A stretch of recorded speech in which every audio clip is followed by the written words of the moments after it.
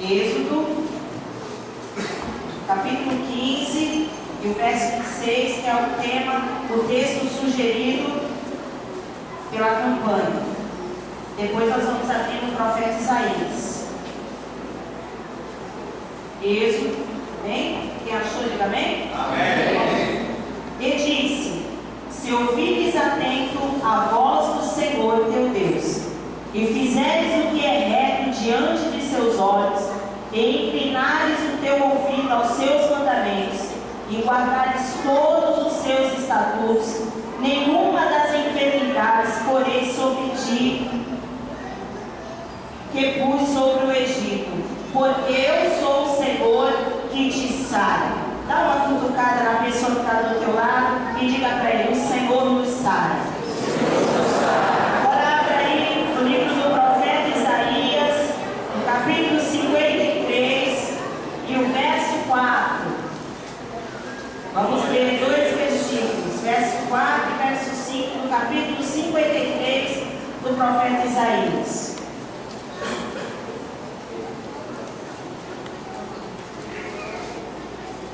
Amém? Diz assim: verdadeiramente Ele tomou sobre si as nossas enfermidades e as nossas dores levou sobre si.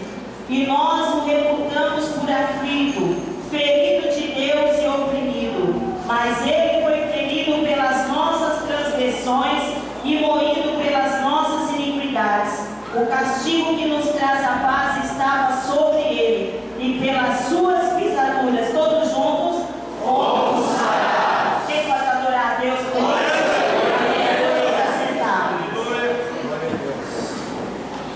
Antes de nós falarmos algo sobre a palavra, eu gostaria de louvar a Deus pela escolha da pessoa responsável pela campanha dos 12 dias, pela escolha deste tema.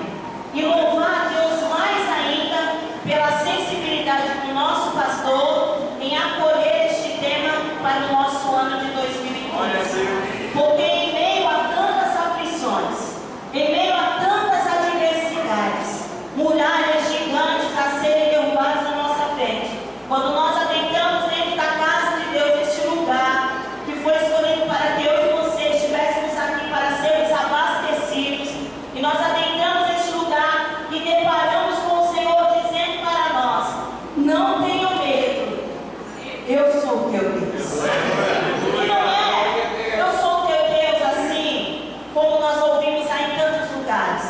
É um Deus que trabalha em áreas específicas. Você está passando por um momento de dificuldade financeira, Ele prepara a mesa em meio ao deserto e Ele diz: eu sou o Deus que provê. Você está passando por um momento onde as pessoas não te compreendem, muitas das vezes as tuas atitudes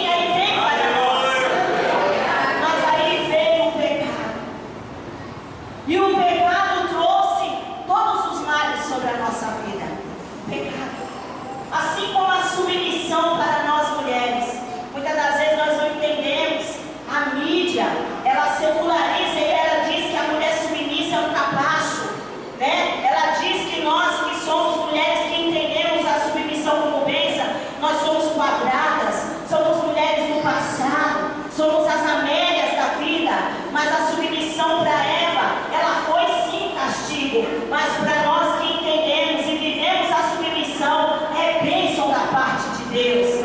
Assim é a enfermidade. A enfermidade ela veio através do pecado, mas nós não podemos, porque existem muitas igrejas, existem muitos pregadores que eles colocam um jugo sobre pessoas que estão vivendo um momento de enfermidade e atribuem esse momento de enfermidade a um pecado. E quantos de nós estão sofrendo, carregando este fardo como no passado, de algumas histórias que nós conhecemos na Bíblia, como a mulher do fluxo de sangue, que vivia se escondendo, como o homem da mão mirrada, que entrou no templo se escondendo no meio da multidão, porque tinha medo de estar ali, porque não podia estar ali, porque atribuem a você um pecado. Mas que nessa noite o Senhor nos dê a graça para que nós venhamos entender qual a nossa condição, e dentro do entendimento, através do Espírito Santo, nós possamos nos colocar no eixo de Deus e nós possamos sair daqui sarados para a glória de Deus. O texto que nós acabamos de ler, de Êxodo, ele fala para nós de um momento lindo na vida do povo de Israel. O povo havia saído de um tempo de 430 anos de escravidão, e agora eles atravessam o mar se abre, um grande milagre acontece, há um culto de avivamento, há uma tarde de avivamento, e a mulherada que gosta de bênção, que gosta de vitória, elas dançam, sapateiam, tocam pandeiro, o negócio fica gostoso, mas a caminhada no deserto ela tem que continuar. Assim como eu e você vivemos momentos de Pentecoste, momentos aonde a glória de Deus desce, vitórias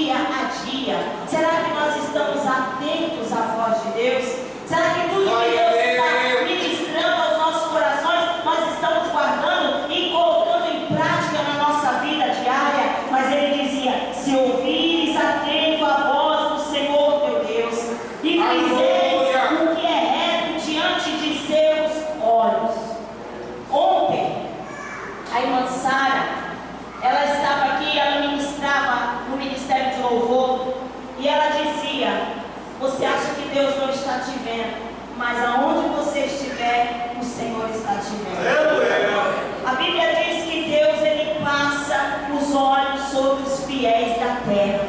E os olhos de Deus, irmão Edmar, não são como os meus. Muitas das vezes meus olhos podem passar desapercebidos por alguma situação, por alguma atitude tua, ou por algum momento teu, mas os olhos de Deus, eles não deixam nada escapar. E esses olhos são como chamas de fogo, e eles estão atentos a tudo que você está fazendo. Por isso, irmã, ainda que você vá ao mais alto do céu, ou desça ao Seol, ao inferno, Deus está lá, e Ele está vendo você. Por isso é importante que nós andemos em retidão diante dos seus olhos.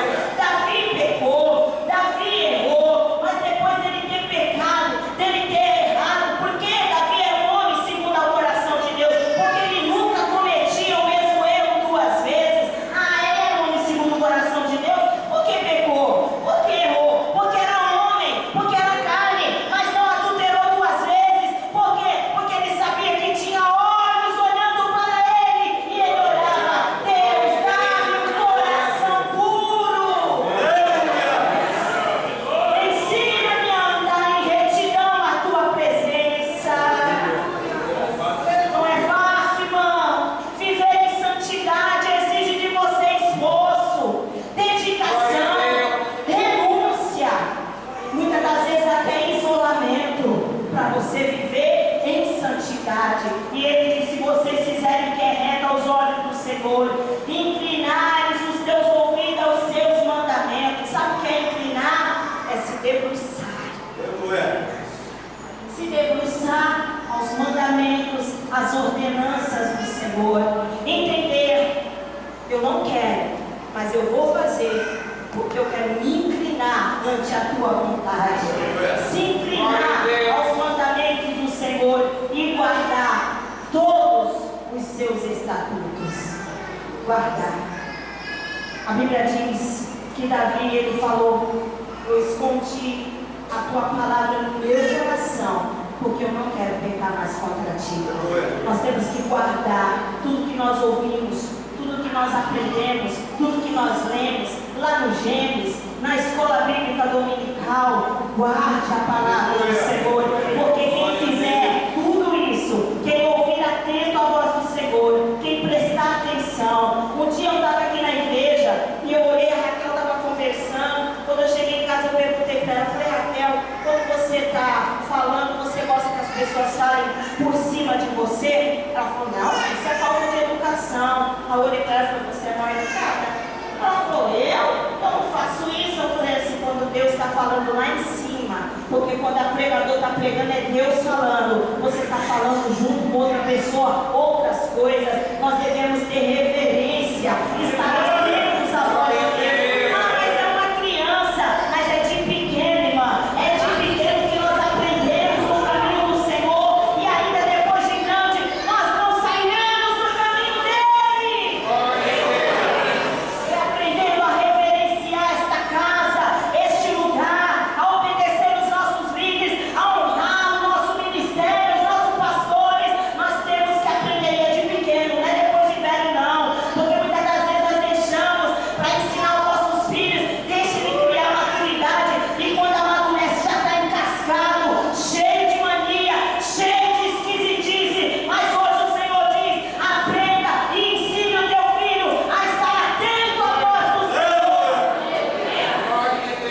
Se inclinar os teus ouvidos, fizer o que é reto, guardar os estatutos, aí vem a promessa: nenhuma das enfermidades porém sobre ti que pus sobre o Egito, porque eu sou o Senhor que te sara. Um dos nomes de Deus, Jeová Rafa. Eita, Deus é tão lindo, é tão chique, né? Como diz a Miriam. Deus é lindo, ele tem nomes, irmã.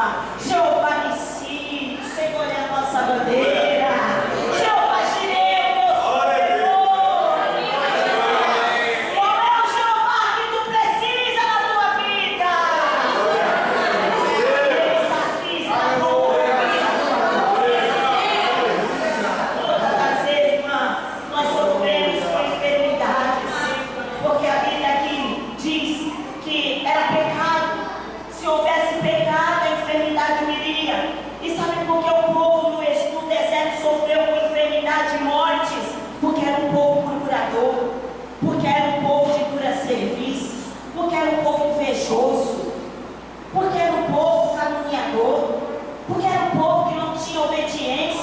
e morreram. Chegou ao ponto de Moisés ter que levantar uma haste com uma serpente para que todos aqueles que fossem picados pelas serpentes que Deus mandou pudessem olhar e ter vida, tipificando Jesus Cristo. Agora daqui a pouco nós vamos dizer que é Ele que nos dá garantia desta cura e deste grande milagre. Por isso, porque tinha pecado. Isso me faz lembrar no livro de São João, no capítulo 5, no verso 14. Jesus está entrando num lugar, eu acho interessante, mano, que Jesus, ele nunca foi egoísta, ele sempre foi preocupado. Jesus não curava um, nem dois, nem meia dúzia, Jesus curava multidões.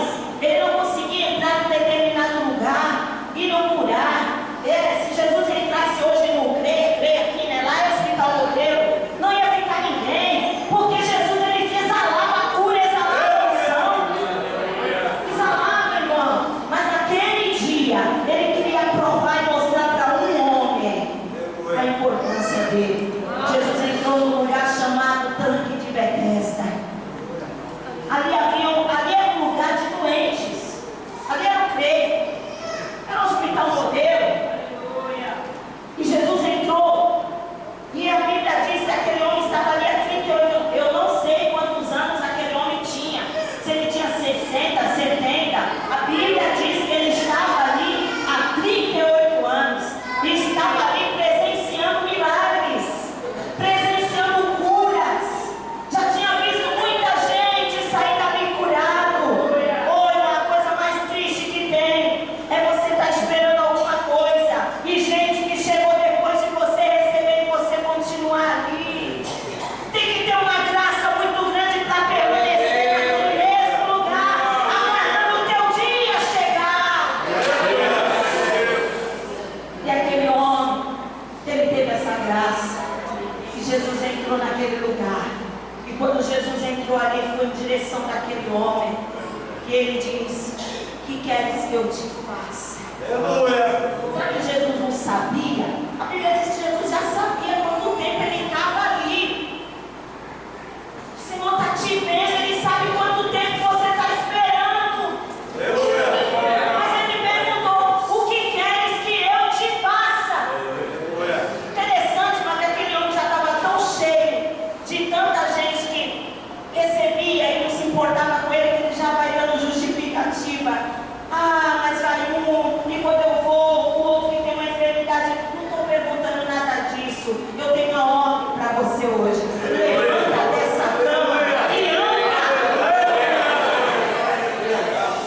No mesmo São João, capítulo 5, verso 14, diz que Jesus lá na frente encontra esse homem no templo. E ele diz: olha, hoje você está são, mas não peque mais. Estava daquele jeito porque tinha pecado. Não peques mais, para que te não suceda coisa pior. Pecado. O pecado levou aquele homem a uma condição de escravo. A Bíblia também fala de uma mulher que tinha um espírito, ela andava curvada, um espírito de enfermidade. E ela andava curvada. E a Bíblia diz que Jesus, ele chama aquela mulher para o meio, e ele ali repreende aquela enfermidade, aquele espírito sai daquela mulher, e ela novamente ela se ergue, porque Satanás quer que você ande prostrado numa enfermidade. Mas se for espírito de enfermidade que estiver sobre a tua vida, nessa noite ele vai sair, porque a poder em Deus, a poder em Jesus para te curar. Mas há enfermidades que são provação da parte de Deus. A prova disso é Jó. O próprio Deus testifica de Jó.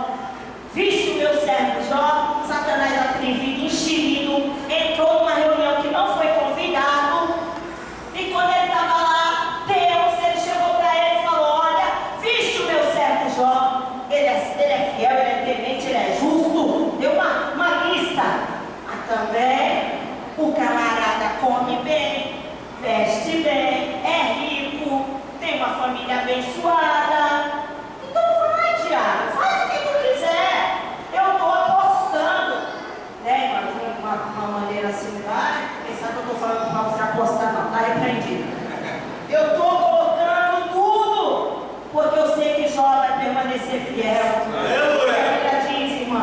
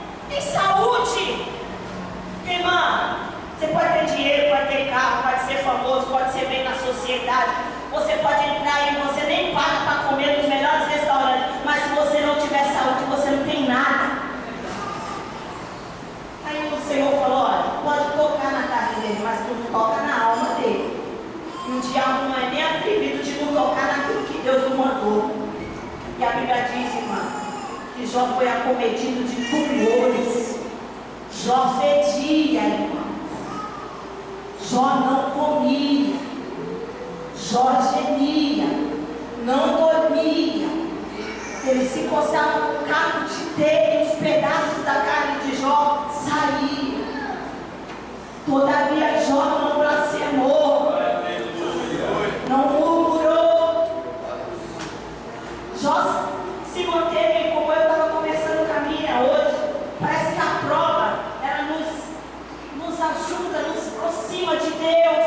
Parece que Jó ali foi se aproximando de Deus de uma tal maneira, ao ponto dele dizer: antes eu só te conhecia de ouvir falar, mas hoje os meus olhos te veem. E o Senhor honrou a Jó e deu filhos àquele homem com aquela esposa, para mostrar para ela que o Deus de Jó, que ele não blasfemou, que ele não murmurou, podia fazer. Deus deu filhos mais belos a Jó, deu tudo porção dobrada, saúde para Jó, honra para Jó, porque Deus, ele faz assim, ele prova, mas ele também sabe te aprovar. Existe a enfermidade por possessão maligna. Mateus, no capítulo 9, 32, Jesus encontra com um menino que é mudo e tinha um demônio. Quando Jesus vai olhar para aquele moço, ele repreende aquele demônio e instantaneamente o menino começa a falar. A mudez estava associada ao demônio que fechava, tirava, roubava a voz daquele moço. Existia um demônio agindo naquele lugar. E por que não falar de Paulo? 2 Coríntios capítulo 12, verso 7, fala que Paulo tinha um espinho na carne. E tem gente que diz que era uma mulher, mas eu acredito mais na outra linha de pensamento, que diz que quando Paulo teve aquele encontro com Jesus no caminho de Damasco, aquela claridade foi tão grande, ele ficou cego alguns dias, ele ficou com problema de visão. Eu não sei o que era, a Bíblia fala de um espinho na carne. Aquilo incomodava Jó, incomodava Paulo. E Paulo orou, e por 3 vezes ele orou e ele pediu para que o Senhor o curasse. Mas o Senhor disse: Paulo, a minha graça te basta, porque o meu poder se aperfeiçoa na tua fraqueza. Então vai ter enfermidade que é para glorificar o nome do Senhor. Um dia alguém perguntou para Jesus: quem pecou? Foi aquela, foi a seus pais? Não foi ela nem os pais, mas aconteceu assim para que o nome do Senhor fosse glorificado. Lázaro era amigo de Jesus. Sabe aquele amigo que, se entrar na cidade, não pode deixar de passar para tomar aquela água? Leandro é assim. Leandro sabe onde é meu endereço. Tempo desse ele estava fazendo os trabalhos lá em Cubatão. Quando ele passava lá, ele sempre ia lá para beber, nem que fosse uma água. E aí dele, se eu soubesse que ele passou na porta da minha casa e ele não entrou nem para tomar uma água. Jesus era assim. Quando Jesus entrava em Betânia, ele tinha que tomar um cafezinho na casa de Lázaro, da Marta e da Maria. Quando Lázaro ficou doente, ele estava do lado, estava pertinho. Alguém mandou avisar, vai lá avisar Jesus que Lázaro está doente. Amigo corre, amigo atende na hora, não é verdade? E aí o que acontece? Jesus fala: olha, fala para elas que a enfermidade não é para a morte. Quando chega para Lázaro, Jesus falou que tu não vai morrer. Mas se Jesus falar para você que você não vai morrer, você solta fora. Aí tá a bagaceira trabalhando, mas Jesus falou que eu não vou morrer, então eu não vou morrer. Só que Lázaro morreu. Jesus não foi na hora que Lázaro queria, nem precisava. Depois de alguns dias, imagina como Lázaro morreu. Lázaro morreu pensando que Jesus o havia abandonado, tinha mentido para ele. Lázaro já estava entrando em estado de decomposição, já estava cheirando mal, a pedra já estava posta no sepulcro, as pessoas já estavam até cansadas de chorar por Lázaro. E Jesus chega. Quando Jesus chega, a Marta, que era afoita, né, Marta? A Marta, que era coisa, não estou falando com ninguém. A Marta, que era coisa, chegou. Se tu estivesses aqui, Senhor, o meu irmão não teria morrido. Aí Jesus, Marta, eu já não te disse que se tu crer, tu vai ver a glória de Deus.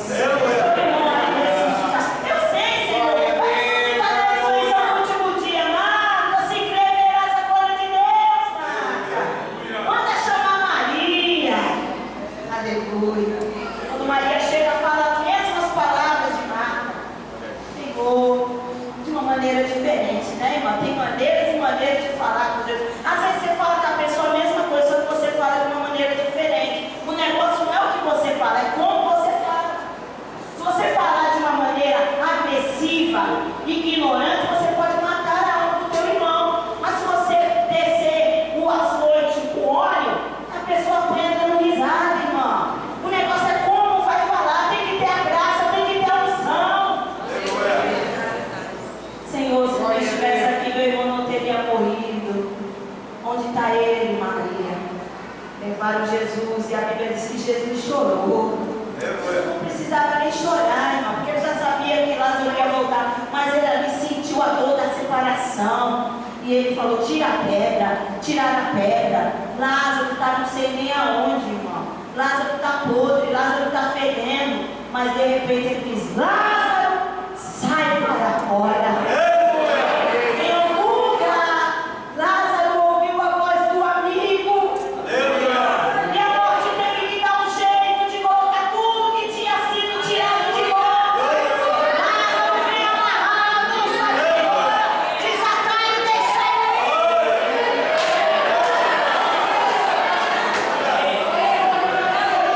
Às vezes eu deixo ele chegar até o último nível para mostrar para você que ele é o Deus, o Jesus de milagre. E ele está aqui.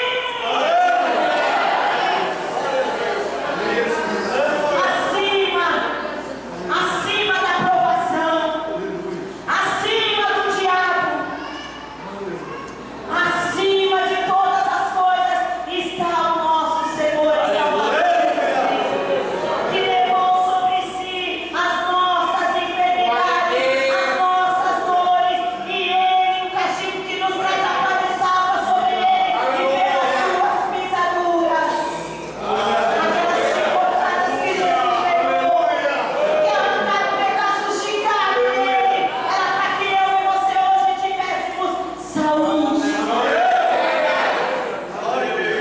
O que eu acho mais lindo, irmão, é que dentro disso de enfermidade, há duas ferramentas tremendas nessa fase. Duas ferramentas: a fé e a adoração. Só que só adora quem tem fé. Se não tiver fé, não adora. Um dia uma amada minha que prega muito, ela falou para mim: eu Tiné, não vou pregar mais. Falei: por que você não vai pregar mais? Porque eu descobri que eu estou com um problema sério no coração. Como é que eu vou falar que Jesus cura se eu estou com o meu coração aqui querendo parar? Como é que eu vou falar que Jesus salva se meu marido está no mundo, não quer saber nem de Jesus? Eu não vou pregar mais. Eu falei: faça isso mesmo, não pregue mesmo. Ela: meu Deus, pensei que você ia me dar uma palavra. Eu falei: não, você está dizendo que você não crê que Jesus pode te curar e nem crê que Jesus pode salvar, e nós não pregamos por aquilo que vemos, nós pregamos por aquilo que cremos. Não é porque o meu pai morreu e fez parada cardíaca que eu não vou dizer que Jesus dá coração novo, ele dá coração novo. Não é, irmão, não é porque você está vivendo num momento de dificuldade que Jesus não deixou de trabalhar. Tudo tem um tempo, dentro do tempo tem um processo, dentro do processo tem que ter a coração, e para ter a coração tem que ter fé.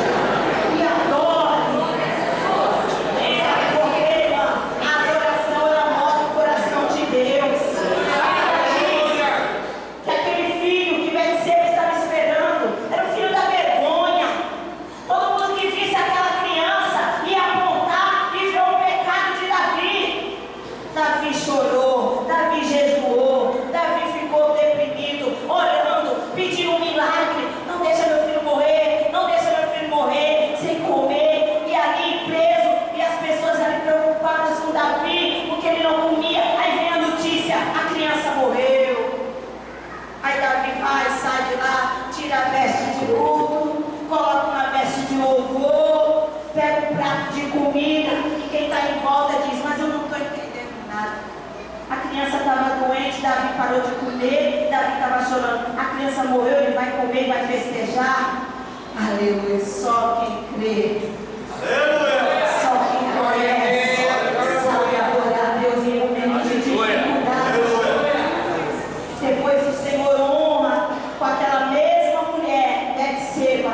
O Senhor honra e dá Salomão, que era a prova do perdão de Deus para Davi.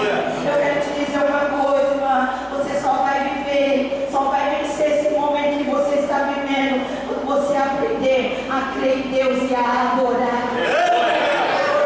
Não estou falando de você vir aqui cantar com playback para a igreja, não. Não estou falando de você pedir para entrar no ministério de louvor, não. Eu estou falando para você adorar aí no cantinho que você está sentado.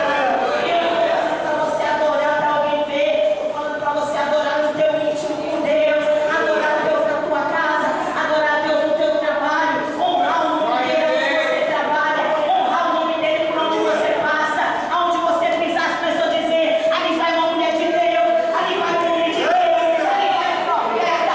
Aquele homem colocou a mão, tudo mudou aqui nesse lugar. Porque ele é homem, ele é mulher de Deus. Honre a Deus. Adore a Deus e tenha fé. E a tua vitória vai chegar.